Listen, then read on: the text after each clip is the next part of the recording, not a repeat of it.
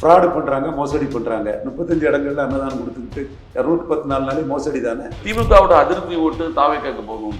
எங்க கேண்டிடேட் போட்டால் தானங்க ஓட்டு போகும். திரும்ப திரும்ப கேண்டிடேட் போட்டுட மாட்டாருங்கிறதுக்கு முடிவு வராமலே இதை சொல்றீங்கன்னா அவர் எப்படி தான் ஒரு களத்துக்கு வந்து தான் தீரணும்.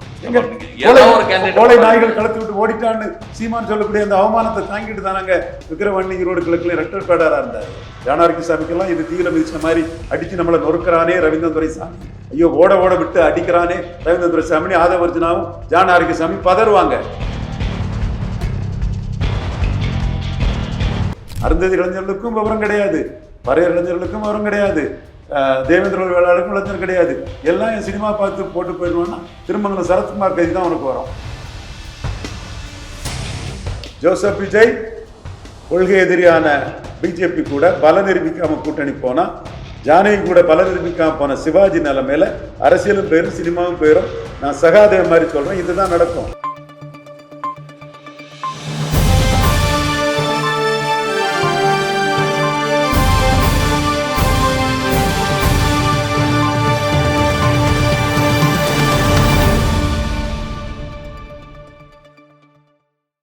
வணக்கம், இது பிரியோ நியூஸின் நேர்காணல் நிகழ்ச்சி. இன்றைய நிகழ்ச்சியில் கலந்து கொண்டு தன்னுடைய கருத்துக்களை தெரிவிப்பதற்காக அரசியல் விமர்சகர் ரவீந்திரன் துரைசாமி அவர்களுடன் சந்திக்கிறோம். வணக்கம். வணக்கம் நம்பி. சார், இப்போ இந்த 2026 தேர்தல் ஒரு புதுமையான ஒரு களமாக இருக்குது. ஏன்னா இதுக்கு முன்னால் திமுக மற்றும் அதிமுக இதுக்கு முன்னாடி தான் ஒரு இதுவாக மிகப்பெரிய போட்டியாக இருக்கும் ஒவ்வொரு தேர்தலையும். இந்த தேர்தலில் 4 முனை போட்டி அப்படின்ற மாதிரி ஒரு பேச்சுக்கள் இருக்குது. ஏன்னா நடிகர் விஜய் புதிதாக வந்ததுனால, சீமான் அவர்கள் தனியாக நிற்கிற, நாம் தமிழர் தனியாக நிற்கிறதுனால ஒரு 4 முனை போட்டி இருக்குது அப்படின்னு எதிர்பார்க்காங்க. இது புது வரவா தாவேக்காக்கு? தாவேக்கா வந்து இந்த தேர்தல் களத்தில் எப்படி இருக்கும்னு நினைக்கிறீங்க? பல்வேறு கருத்துக்கள்லாம் வருது, உங்களுடைய கருத்து? தாவேக்கா இதில் பல பிரச்சனைகளில் முடிவெடுக்க முடியாமல் திணறாங்க. களம் அமையும் போது தாவேக்காவால் முதல்ல 214 கேண்டிடேட் போட முடியுமா? என்னை பொறுத்தவரை அவங்க கமலாசன் மாதிரி 39 கேண்டிடேட் போட முடியாமல் தான் அவங்க 24 களத்துக்குள்ளே வரல.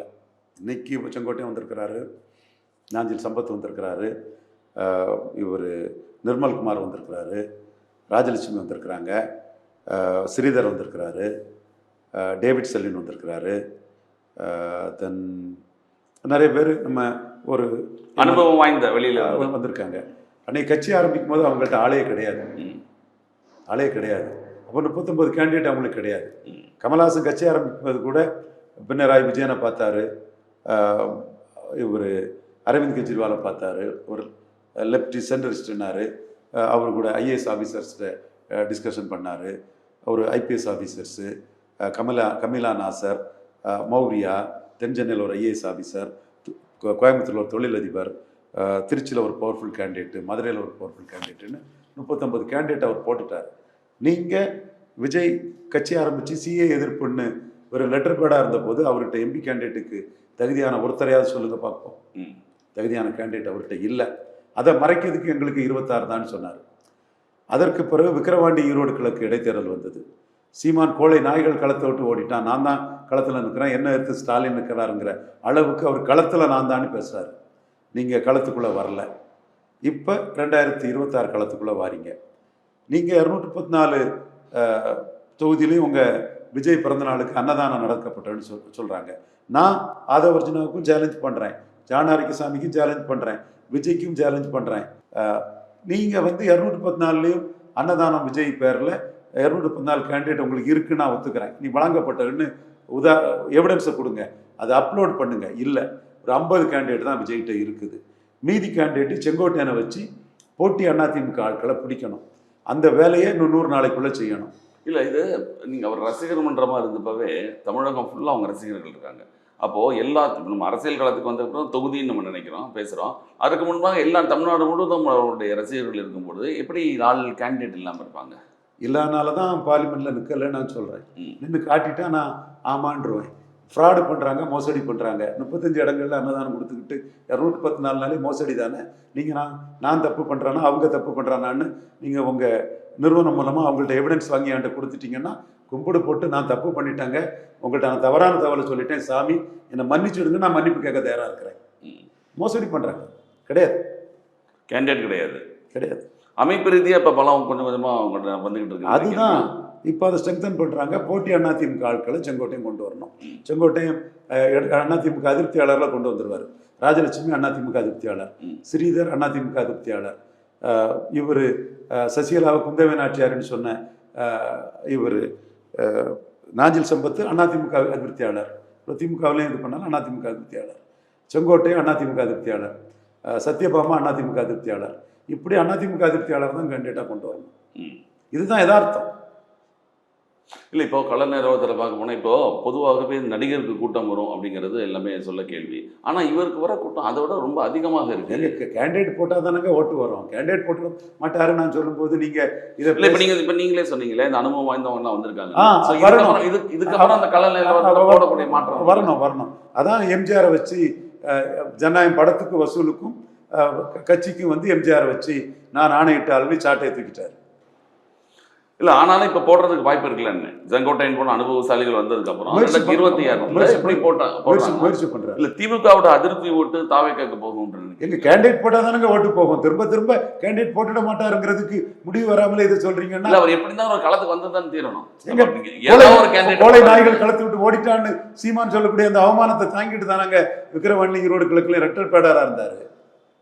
இல்லை, ஈரோடுக்கு இது நீங்க சொன்ன விக்கிரவாண்டியில கூட அதிமுக கூட புறக்கணிச்சது இல்லையா? அது ஆமா, அதிமுகவும் கோலை நாய்னு சொல்றாரு சீமான். அதுவும் கோலை நாய் தான். இங்க விக்கிரவாண்டியில் நின்றுட்டு ஈரோடு கிழக்கில் நிற்காத என்டிஏயும் கோலை நாய் தான். அவர் கணக்குப்படி களத்தில் நிற்கிறவன் பெரியவன், களத்தில் நிற்காதது காகிதப்புள்ளி அரசியல், ஏட்டு சுரக்க அரசியல், களத்தில் நிற்கிற நிஜ அரசியல். நாம் தமிழரை பொறுத்த வரைக்கும் அவர் இளைஞர்களோட வாக்குகள் அதிகம், அவங்களுக்கு ஆதரவு அதிகம். இப்போ அந்த இளைஞர்கள் எல்லாமே தாவேக்காக்கு மாறுறாங்கன்ற மாதிரி. பறையரும் தேவேந்திர குல வேளாளரும் கேனையும் கிருக்கேன் அரசியலே தெரியாதவன்னு நினைக்கிறீங்களா? பறையர்களுக்கும் தேவேந்திர குல வேளாளருக்கும் அந்த சமுதாயத்தில் இளைஞர்கள் இல்லையா? கேட்டேன், நான் கேட்குறேன். அதுக்கு என்ன பதில்? இடஒதுக்கீட்டில் பறையர்களுக்கும் தேவேந்திர குல வேளாளருக்கும் 5 விழுக்காட உயர்த்தி கொடுக்கணும்னு சீமான் சொல்றாரு. விஜய் என்ன சொல்றாரு? அவர் பல்வேறு கருத்துக்களை எதுவுமே சொல்றது இல்லைன்ற ஒரு குற்றச்சாட்டு வரும். அப்போ இந்த ஜாதிக்காரெல்லாம் முட்டா பையன் கேனக்கு இருக்கேன் இங்கே ஊடகத்தில் இருக்கக்கூடிய 4 பேர் தான் விவரம் தெரிஞ்சவன்னு சொல்றீங்களா? ஊடகத்தில் இந்த ஜாதிக்காரங்க யாரும் இல்லை, இவெல்லாம் விவரம் இல்லாத சமூக சோதரர்கள் நிற்கிறீங்களா? இல்லை, தனியான இளைஞர்கள் எதுவும் இந்த மாறக்கு வாய்ப்பு இருக்கான்னு கேட்குறேன். எங்க இதுக்கு என்னங்க பயில் சொல்றீங்க? விஜய்க்கு இதுல நிலைப்பாடே இல்லை. திருமங்கலம் சரத்குமார் மாதிரி இருக்காரு. அருந்ததியர் உள்ஒதுக்கீடு என்னோட சாதனைன்னு ஸ்டாலின் சொல்றாரு. அருந்ததியருக்கு நாங்கள் வாழ்வழிச்சோன்னு சொல்றாரு. கலைஞரை தெய்வமாக கும்பிடுறாங்க. ரெட்டலைக்கு ஓட்டு போட்ட அருந்ததியர்கள் உதயசூரியனுக்கு ஓட்டு போட்டுட்டாங்க. அருந்ததியரையும் பிற மொழியாளர்களையும் ஸ்டாலின் கன்சால்டேட் பண்றாரு. சீமான் பறையருக்கும் தேவேந்திர குல வேளாளருக்கும் பாதிப்புங்கிறாரு. விஜய் என்ன நிலைப்பாடு சார் இதுல சொல்றாரு? அப்போ அருந்ததியர் எல்லாம் விவரம் தெரியாது. அருந்ததியர் இளைஞர்கள் எல்லாம் தலித் இளைஞர்கள் இன்னைக்கு எந்த அளவுக்கு கம்யூனிகேஷன் புரட்சியில் எவ்வளவு விவரமாயிட்டாருங்க. என் தேவேந்திர குல வேளாளர் சமூக இளைஞர்களாலும் சரி, பறையர் சமூக இளைஞர்களாலும் சரி, அருந்ததியர் இளைஞர்களும் சரி ரொம்ப ரொம்ப இதாயிட்டாங்கங்க. அவங்களுக்கு குய்வைவா இருக்காங்கங்க. நீங்க 4 பேர் ஊடகத்தில் இருந்துட்டு முட்டா பீஸுக வந்து இந்த இஷ்யூ தெரியாம பேசிட்டு இருந்தாங்கன்னா இந்த இஷ்யூவுக்கு விஜய்க்கு பதில் என்னங்க? இந்த இஷ்யூவுக்கு விஜய்க்கு பதில் என்ன? எடப்பாடி கூட இந்த இஷ்யூல வந்து தெளிவா ஜெயலலிதா தப்புன்னு சொன்னதை ஜெயலலிதா கருத்தை குப்பை கூடையில் தூக்கி போட்டுக்கிட்டு, ஜெயலலிதா கருத்தை குப்பை கூடையில் தூக்கி போட்டுக்கிட்டு அருந்ததியர்கள் விவரமான சமூகம், கொங்கு வேளாளர் பிளஸ் அருந்ததியர்னா தான் ஜெயிக்க முடியும்னு அருந்ததியர் இடஒதுக்கீடு சரின்ட்டாருங்க அவரு. விஜய் என்னங்க பதில் சொல்றாரு இதுல? நீ ஸ்டாலின் மாதிரி, கலைஞர் மாதிரி, எடப்பாடி மாதிரி சரின்னு சொல்லு, அல்லது சீமான் மாதிரி தப்புன்னு சொல்லு. அருந்ததி இளைஞர்களுக்கும் விவரம் கிடையாது, பறையர் இளைஞர்களுக்கும் விவரம் கிடையாது, தேவேந்திர வேளாளருக்கும் இளைஞர் கிடையாது. எல்லாம் என் சினிமா பார்த்து போட்டு போயிடுவான்னா திருமங்கலம் சரத்குமார் கைதி தான் உனக்கு வரும். எம்ஜிஆருக்கு நாடியில் வெட்டு, எனக்கு நாடியில் வெட்டு, எம்ஜிஆருக்கு திண்டுக்கல், எனக்கு திருமங்கலம்னு சொல்லி நான் சைலண்ட் சாப்பிட்ற மாதிரின்னு சொன்னேன். அந்த நிலைமை தான் வரும். இஷ்யூஸில் உங்கள் நிலைப்பாடு என்ன? அன்னைக்கு அண்ணாமலை அடித்து தூக்கிட்டாரு. திருப்பரங்குன்றத்தில் உங்கள் இஷ்யூ நிலைப்பாடு என்ன? சீமான் தமிழ் கடவுள் முருகன், முருகன்னா நான் வரைஞ்ச முருகன் பேர் வரும், என் பேர் வரணும், தமிழர் மெயில்னு சொல்லிட்டு போயிட்டாரு. அண்ணாமலை இந்துக்களுக்கு பாதிப்புன்னு சொல்றாரு. அப்போ அண்ணாமலை ஒரு கருத்து சொல்றாரு, சீமான் ஒரு கருத்து சொல்றாரு. விஜய்க்கு கருத்து என்ன இதுல? அவரோட சொல்லியிருந்தாருல, ரோட்டுக்கு அந்த பக்கம் நெல் இந்த பக்கம் நடுவில் போயிட்டு அப்போ நடிகர்கள் எல்லாம் பைத்தியார பயில கூட்டத்தை பார்த்து ஓட்டு போடுவோம்னா திருமங்கலத்தில் சரத்குமாரியா நோட்டாவை கீழே போனாரு. மக்கள் விவரமானவங்க, மக்கள் தெளிவானவங்க. விஜய்க்கு அபிமானம் இருக்கு. விஜயை பார்க்க மக்கள் கூடுறாங்க. விஜய் ஒரு மாற்று சக்தியா வரணுங்கிற எதிர்பார்ப்பும் மக்கள்கிட்ட இருக்கு. வார்த்தையை கவனமா பாருங்க. ஆனா அதுக்கு தகுதியானவரா விஜய் இல்ல, மண் குதிரையா இருக்காரு விஜய். இன்எலிஜிபிள், இன்காம்பிட்டன்ட், மண்குதிரையா இருக்காரு. ஒருவேளை இந்த அனுபவசாலிகள்லாம் சேர்ந்து ஒரு அமைப்பு ரீதியாக ஒரு பலமாக்கி நீங்கள் சொல்லக்கூடிய அனைத்து இடங்களையும் ஆள் போடக்கூடிய நிலைமை வந்தால் இந்த மக்களோட அபிமானம் அவருக்கு வாக்கா மாறுமா? இஷ்யூவை சொல்லணும். நீங்க அந்த பக்கம் இருக்கிறீங்களா இந்த பக்கம் இருக்கிறீங்களான்னு இஷ்யூவையும் சொல்லணும். பாப்புலாரிட்டியில் யாருக்குமே ஓட்டு உண்டு. விஜயகாந்துக்கு 8% வந்தது, கமல்ஹாசனுக்கு 4% வந்தது, விஜய்க்கும் ஒரு பாப்புலாரிட்டி வரும். ஆனால் அதை எப்படி களத்துக்குள்ளே வாராருங்கிற பார்த்து தான் நம்ம தெளிவுபடுத்தி சொல்ல முடியும். சீமான் களத்துக்குள்ளே தெளிவாக இருக்கிறாரு. திமுகவும் அண்ணா திமுகவும் காங்கிரஸ் பாஜகவின் ஊதுகுழல்கள், ஒட்டுண்ணிகள், தொங்கு சதைகள் 214 நிற்பன்னு உறுதியாக இருக்கிறாரு. நீங்கள் கமலஹாசன் இன்னைக்கு என்ன பொசிஷனில் இருக்கிறாரு, தினகரன் என்ன பொசிஷனில் இருக்கிறாரு, சீமானியா 8 விழுக்காடு வந்தார். மக்கள் விவரமானவன், மக்கள் தெளிவானவன். இவன் அரசியல் வியாபாரம் பண்ணல, இவன் நோட்டுக்கு சீட்டுக்கும் விலை போகல, 214 போல்டா நிற்கிறான்னு அவனை ஆதரிக்கிறாங்க மக்கள். அப்போ விஜயும் தன்னோட நிலைப்பாட்டை கிளாரிட்டியோட சொல்லணும். இப்போ அவர் காங்கிரஸ் கூட்டணி நியூஸ்ல பண்ணிட்டு இருந்தாரு. ராகுல் காந்திக்கெல்லாம் இது பண்ணிட்டு இருந்தாப்புல. இன்னைக்கு அந்த கேஸில் விடுதலை ஆனதுக்கு ஸ்டாலின் தான் பாராட்டி இருக்கிறாப்புல. ஸோ அவர் என்ன முடிவு எடுக்கிறாருன்னு தெரியாமலே கற்பனை அவரை பேசிட்டு இருக்கிறதுல அர்த்தம் இல்லை. அவர் இன்னைக்கு கோயம்புத்தூர் போறாரு, நல்ல கூட்டம் வரும். 214 கேண்டிடேட் அவர்கிட்ட இல்லாதனால செங்கோட்டையும் போட்டி அதிமுக வரையும் கேண்டிடேட்டாக எதிர்பார்க்கிறாரு. அது முதல்ல நடக்கட்டும். இப்போ இதில் பார்த்தீங்கன்னா அதிமுகவோட கூட்டணி இருக்கு இல்லையா, அதில் பிஜேபி அதிமுகவோட சேர்ந்து ஒருவேளை தாவேகா விஜய் சேர்ந்தாரு அப்படின்னா ஒரு வாய்ப்பு இருக்கு. அதுக்கு முதல்ல விஜய் அதோட அரசியலும் பேரும் சினிமாவும் பேரும் மண்ணா பேருவாரு, ஒண்ணுமில்லாம பேருவாரு. ஜோசப் விஜய் கொள்கை எதிரியான பிஜேபி கூட பல நிரூபிக்காம கூட்டணி போனா, ஜானகி கூட பல நிரூபிக்காம போன சிவாஜி நிலைமையில அரசியலும் பேரும் சினிமாவும் பேரும். நான் சகாதேவ மாதிரி சொல்றேன், இதுதான் நடக்கும். இது சுதாகர் ரெட்டி பாஜக அப்சர்வரே சொல்றாரு. அல்லு அர்ஜுன் ஓட்டை ஜெகனுக்கு டிரான்ஸ்பர் பண்ண முடியல, பலம் நிரூபிச்ச ஓட்டை பவன் கல்யாண் பாஜகவுக்கு டிரான்ஸ்பர் பண்ணாரு. பலம் நிரூபிக்காத ஒருத்தர் தன் ஓட்டை டிரான்ஸ்பர் பண்ண முடியாதுங்கிறத திருநாக்கரசனும் சொல்லி அத்தனை பத்திரிகையாளர்களுக்கும் மண்டையில் அடிச்சு, அத்தனைன்னா முட்டாள்தன பத்திரிகையாளர்கள், சாணக்கியா, ரங்கராஜ் பாண்டே போன்ற முட்டாள்தனமான பத்திரிகையாளர்கள்லாம் மண்டையில நறுக்குன்னு கருத்தியல கொட்டி பலம் நிரூபிச்சாம தாண்டா ஓட்டை டிரான்ஸ்பர் பண்ண முடியும், கையில வராத ஓட்டை ஒருத்தர் டிரான்ஸ்பர் பண்ண முடியாதுன்னு அறிவு கட்ட பத்திரிகையாளர்களை திருநாக்கரசனை அடிச்சு நொறுக்கிட்டாரு. ராகுல் காந்திட்டு சொல்லிட்டு வந்திருக்காரு, ஆதாரத்தையும் சொல்றாரு.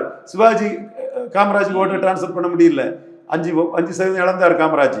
ஜானகிக்கு சிவாஜி 50 சீட்டு வாங்கி டிரான்ஸ்பர் பண்ண முடியல, ராதிகா டிரான்ஸ்பர் பண்ண முடியல, வடிவேல் டிரான்ஸ்பர் பண்ண முடியல, ராஜேந்தர் டிரான்ஸ்பர் பண்ண முடியல, பாக்கியராஜ் டிரான்ஸ்பர் பண்ண முடியல. பாக்கியராஜ் அப்ப எவ்வளவு பெரிய ஸ்டார், முடியல. ஆனா பலம் நிரூபிச்ச விஜயகாந்த் டிரான்ஸ்பர் பண்ணாரு, பலம் நிரூபிச்ச பவன் கல்யாண் டிரான்ஸ்பர் பண்ணாரு, பலம் நிரூபித்த ராமதாஸ் டிரான்ஸ்பர் பண்ணாரு, பலம் நிரூபித்த வைகோ டிரான்ஸ்பர் பண்ணாரு. கையில வந்தாதான் ஓட்டை டிரான்ஸ்பர் பண்ணும். இது கூட தெரியாத மண்டுகம் அட்டு ரங்கராஜ் பாண்டேங்கிறத திருநாக்கரசனை அடிச்சு நொறுக்கி பெருச்சாலை வாழை பிடிச்சி அடிக்குமாறு அடிச்சு தூக்கி வீசிட்டாரு. நான் சொன்ன போது எடுபடல. அரசியல் அனுபவம் கொண்ட ஜெயலலிதாவே பொதுச்செயலாளராக்கின திருநாக்கரசன் அண்ணன் சொன்ன போதுதான் இந்த மண்டுகளுக்கு தெரியுது. அது ஜோதிமணி மண்டுனாலும் சரி, இவர் மாணிக் தாகூர் மண்டுனாலும் சரி, அது பாஜகவில் உள்ள மண்டுகள்னாலும் சரி, திருநாக்கரசனை நிரூபிச்சாதான் ஓட்டை டிரான்ஸ்பர் பண்ண முடியும்னு சொன்ன பிறகுதான் அத்தனை மண்டுகளுக்கும் விஷயம் தெரியுது. இப்போ அவங்க ஏன்னா தொடர்ந்து பவன் கல்யாணுடைய இவரை இணைச்சு பேசிட்டு இருந்தாங்க. அதுதான் நான் சொல்றேன், இந்த முட்டாள்தனமா பேசும்போது புத்திசாலித்தனமான என்னோட திருநாக்கரசனை தெளிவா அது பலம் நிரூபிச்சாதான் ஓட்டை டிரான்ஸ்பர் பண்ண முடியும்னு பவன் கல்யாண் பலம் நிரூபிச்சவரையும் சுட்டி காட்டுறாரு. பவன் கல்யாண் 2014 ஆந்திர பிரிவினைக்கு எதிராக மோடிக்கும் நாயுடுக்கும் பிரச்சாரம் பண்ணாரு. 19 அவர் வாக்க நிரூபிச்சாரு. 24 நிரூபிச்ச வாக்கின் அடிப்படையில் கூட்டணி போனாரு. விஜய் கிட்ட என்ன வாக்கு இருக்கு? ஈரமண்ணும் எருக்கட்டி சாம்பலுமா இருக்கு. பலம் நிரூபிக்காத விஜய் மோடியை போய் கோயம்புத்தூர்ல பார்த்தாரு. பார்த்த சூழ்நிலையில ஜெயலலிதா தன்னோட வாக்கு 6 விழுக்காடு உயர்ந்தாங்க. 39 சீட்டுக்கு 37 சீட்டு ஜெயித்தாங்க. விஜய் வெத்து வெட்டி செல்லாத நோட்டு. பலம் நிரூபிக்காத விஜய் வெத்து வெட்டி செல்லாத நோட்டுன்னு முத நிரூபிச்சது ஜெயலலிதா அம்மையார் தான். அப்புறம் அந்த அம்மையார் சாகிறது வரை விஜய் அரசியல் பேசல. நான் தரவுகளோட பேசுறேன். நீங்க நான் சொன்னபடி சகாதேவ மாதிரி சொன்னேன். 24 39 கேண்டிடேட் போடுங்கன்னு போட்டா உங்க பலம் என்னன்னு தெரிஞ்சிருக்கும். லெட்டர் பேடா இருந்தீங்க. படம் போடுறதுக்காக சீமானுக்கு மைக் சின்னத்தை உலகளாவிய தமிழர்கள் மத்தியில் படம் போடுறதுக்காக அரசியல் வியாபாரத்தை பண்ணினீங்க. இப்பவும் நீங்க பலம் நிரூபிச்சீங்கன்னா 29 பிளேயர். பலம் நிரூபிக்காம நீங்க ஒன்றும் பண்ண முடியாது. பலம் நிரூபிக்கலன்னா ஏசி சண்முகத்துக்கும் இவரு பாரிவேந்தர்ல. ஏசி சண்முகத்துக்கும் கண்ணப்பனுக்கும் கலைஞர் கொடுத்தாரு இல்லையா?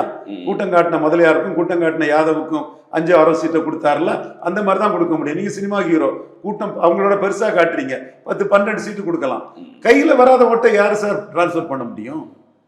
இப்போ இந்த சிறுபான்மையர் ஓட்டு வந்து இப்போ திமுக கிட்ட வசம் இருக்கிற சிறுபான்மையர் ஓட்டு இந்த விஜய் வந்ததுனால இந்த கிறிஸ்தவ ஓட்டுகள் அங்கே போகுன்ற மாதிரி சொல்றாங்க. இந்த கிறிஸ்தவ ஓட்டு போகும், மார்வாடி ஓட்டு போகும், கிறிஸ்தவ வெள்ளாளர் ஓட்டு போகும்லாம் சொல்லலாம் சார். நிரூபிச்சா தானே சார் அது ஓட்டு. இப்போ தலித் கிறிஸ்தவர்களுக்காக சீமான் பேசுறாரு. கல்லறை தோட்டத்தில் ஆதிக்க ஜாதி கிறிஸ்தவர்கள் வந்து தலித் கிறிஸ்தவர்களுக்கு இடம் கொடுக்க மாட்டேங்கிறாங்கங்கிறாப்புல. கல்வி நிறுவனங்களில் தலித் கிறிஸ்தவர்களுக்கு இடம் இல்லைன்னு சீமான் பேசுறாரு. கல்லறை தோட்டத்தில் இடம் இல்லைன்னு பேசுறாரு. தலித் கிறிஸ்தவர்களுக்கு வந்து சர்ச்சில் பாதிப்புன்னு சொல்றாரு. அப்போ இதை விஜய் சொல்றாரா, சொல்லுவாரா, இதை முன்னெடுப்பாரா? சும்மா கண்ணை மூடிட்டு ஓட்டு போடுறோன்னா எம்ஜிஆருக்கு நாடியில் வெட்டு, எனக்கு நாடியில் வெட்டு, எம்ஜிஆருக்கு திண்டுக்கல், திருமங்கலத்தில் சரத்குமார்னு பேசி நோட்டாக்கில போன கதை தான் சார் வரும். நீங்கள் இஷ்யூ சொல்லுங்க. தலித் கிறிஸ்தவர்களுக்கு பாதிப்பு இருக்கு, கிறிஸ்தவ இதில் பாதிப்பு இருக்கு, சீமான் அண்ணா சொல்றாரு, சரிதான்னு சொல்லுங்க. அல்லது எந்த பாதிப்பும் கிடையாது தலித் கிறிஸ்தவர்களுக்கு, சீமான் ஜாதி அடிப்படையில் பேசுறாருன்னு அதுக்கு மாற்று பதில சொல்லுங்க. ஒண்ணுமே சொல்லாம நீ ஜோசப் கிறிஸ்டின் ஜான் நம்ம மறுக்க வரல. ஜான்குமார் வன்னிய கிறிஸ்தவர், ரிச்சர்டு வன்னிய கிறிஸ்தவர், 2 பேரும் எம்எல்ஏ. ரிச்சர்டே அப்போ எம்எல்ஏ ஆயிருக்கணும், ஜான்குமார் இப்போ மந்திரி ஆயிருக்கணும். இப்போ ஜான்குமார் மந்திரி ஆகிறார். ரீகன் அவர் வந்து கிறிஸ்தவ வன்னியர். இவர் சார்ல்ஸ் மார்ட்டின் கூட இருக்கிறாரு. இவங்கெல்லாம் பாண்டிச்சேரியில் பெரிய சக்தி, பெரிய பவர், மிகப்பெரிய பவர். நாராயணசாமிக்கு ஆதரவாளர்ட்டு ஜான்குமார் இருந்தார். அவருக்கு லாகா கொடுக்கல. அது வந்து அவர் நாராயணசாமிக்கு ஆதரவாளர்கள் கூட ரங்கசாமி லாகா கொடுக்காம இருந்திருக்கலாம். விஜய் அங்கே போய் பாஜக கிறிஸ்தவ வன்னியர் ஜான்குமாருக்கு லாகா கொடுக்கலன்னாரு. இன்னைக்கு அண்ணாமலை அதை கேட்டிருக்கிறாரு.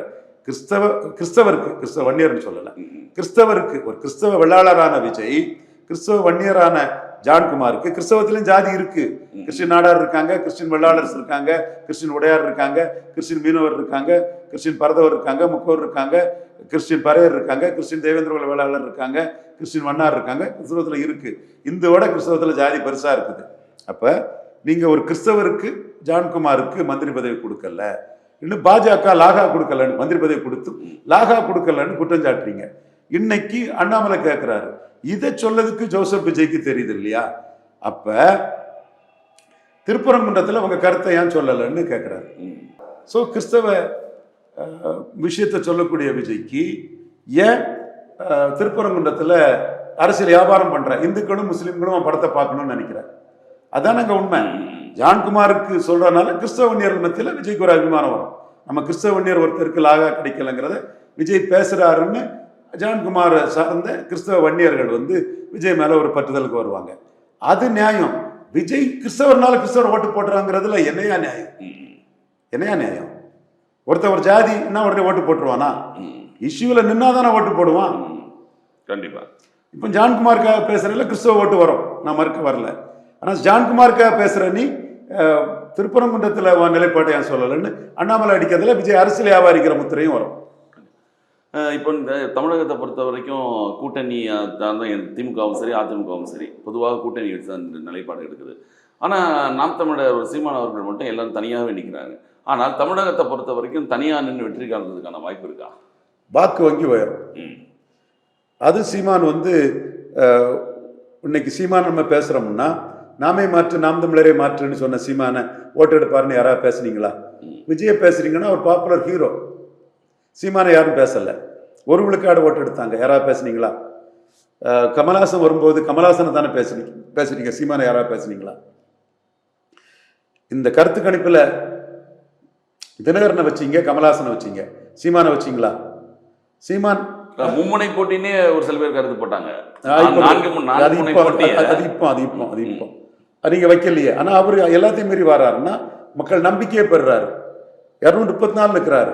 ஒரு தெளிவான கொள்கையை சொல்றாரு. இப்ப ஜாதிவாரி கணக்கு எடுத்து நடத்துருங்க. ஜானார்கிசாமிக்கெல்லாம் இது தீயில மிதிச்ச மாதிரி அடிச்சு நம்மளை நொறுக்கிறானே ரவீந்திரன் துரைசாமி, ஐயோ ஓட ஓட விட்டு அடிக்கிறானே ரவீந்திரன் துரைசாமி, ஆதவர்ஜனாவும் ஜானார்கிசாமி பதறுவாங்க. பதறல் கொஸ்டின் பதறட்டும். நீங்க ஜாதிவாரி கணக்கெடுப்பு சொல்றீங்க.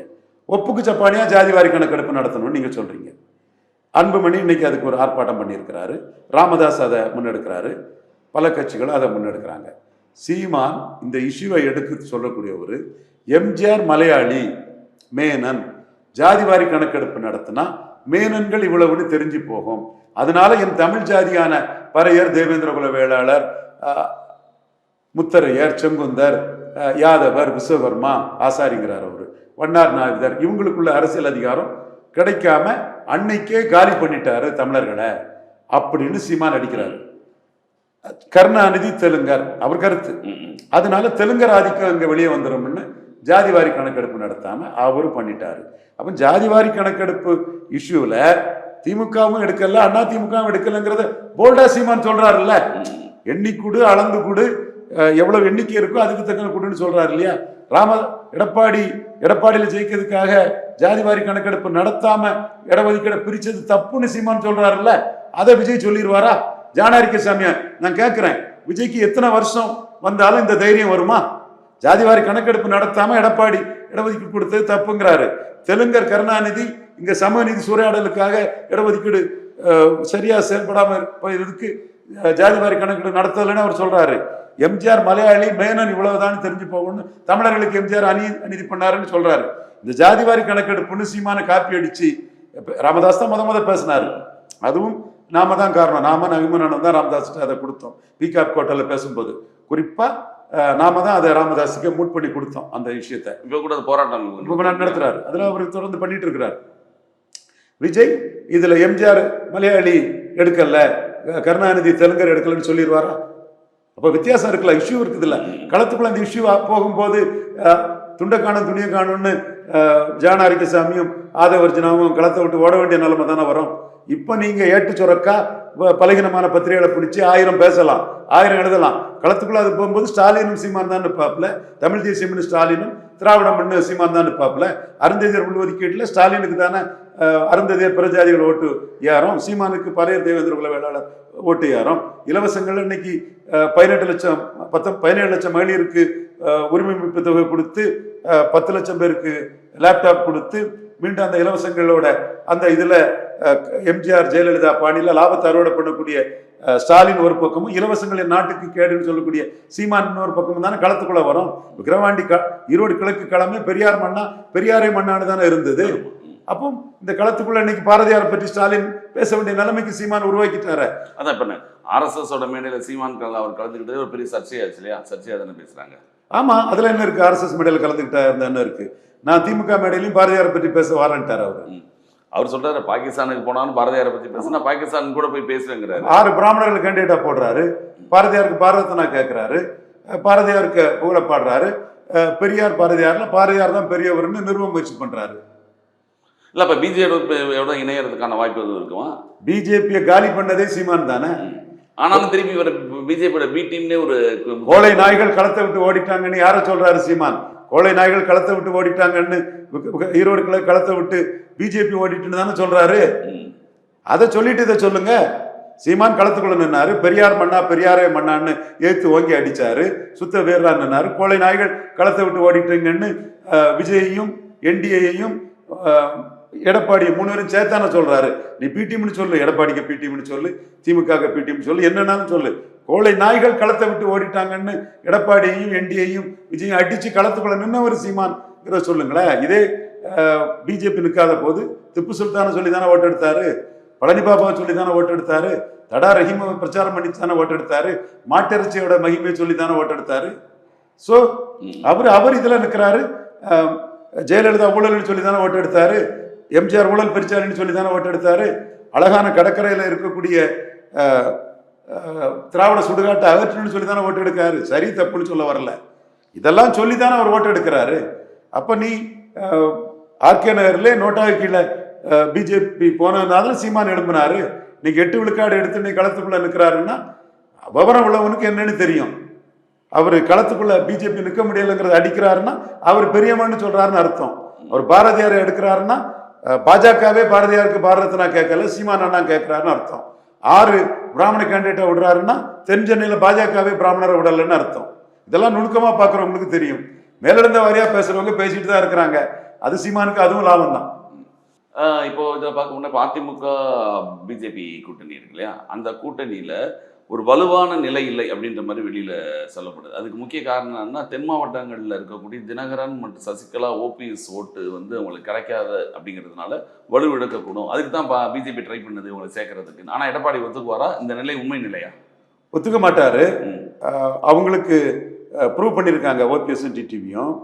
இதில் அவர் இதனால தான் பசுமன் ஐயா முத்துராமலிங்க தேவருக்கு பாரத ரத்னா கொடுக்கணுன்னாரு. சீமான் அதையும் பிடிச்சி அடிச்சிட்டாரு. தேவரையாவுக்கு பாரத ரத்னா கொடுக்கறது சரிதான்னு ஒத்துக்கிட்டு நீங்கள் 4.5 வருஷம் ஏன் கொடுக்கல?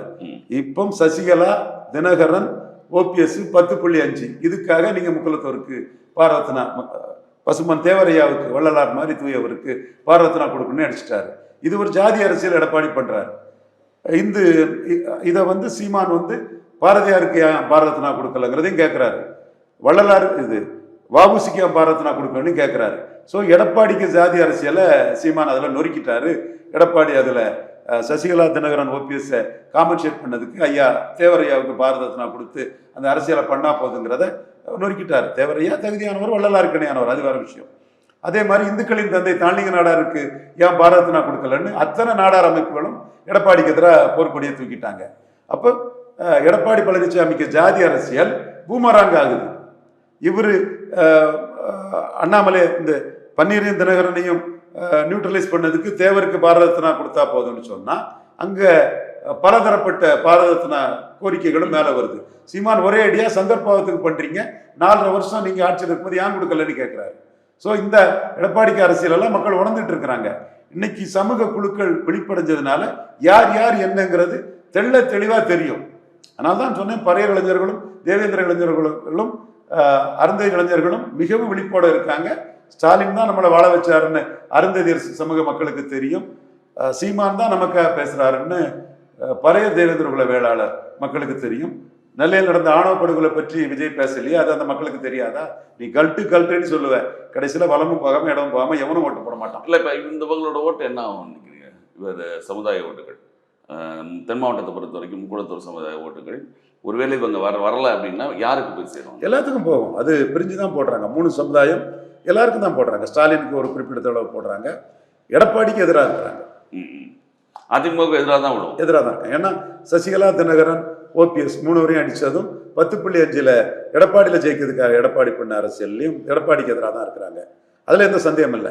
அதைத்தான் அந்த மக்கள் மோடி பிரதமர் ஓட்டு போட்ட முக்குலத்தோரை எடப்பாடிக்கு எதிராக திருப்பி தான் எடுக்கணும்னு தான் அந்த எம்ஜிஆர் நகரில் பசுமன் முத்துராமலிங்க தேவர் பிறந்தநாள் கூட்டத்தில் சீமான் அதைத்தான் முன்னெடுத்து எடப்பாடியை முக்குலத்தோரை பலகீனப்படுத்தக்கூடியதும் முக்குலத்தோர் எதிரி எடப்பாடின்னு காட்டுற அரசியல் தான் சீமான் பச்சையாகவே செய்தார்.